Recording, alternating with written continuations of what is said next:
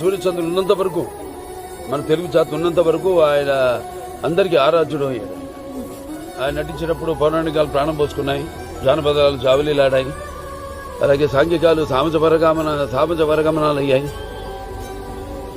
పద్యం పదులెక్కింది, పాట నాటుని ఇచ్చింది, కళమ్మ తల్లి కన్నుల పండుగ చేసుకుంది, కలకలలాడింది, గలగల నవ్వింది. అనే నటనలో మరి ప్రపంచంలోనే అనితర సాధ్యమైన పాత్రలు ఎవరు చేయలేని పాత్రలు. అంటే పౌరాణికం మనకు పరిమితం అయితే అంతేకాకుండా ఎన్నో ప్రయోగాలు ఆయన చేశారు. అలాగే నటనలో ఆయన ఒక నటధీశాలి. అలాగే నటనలో ప్రయోగాలు చేసిన ఒక నటనాచార్యుడు.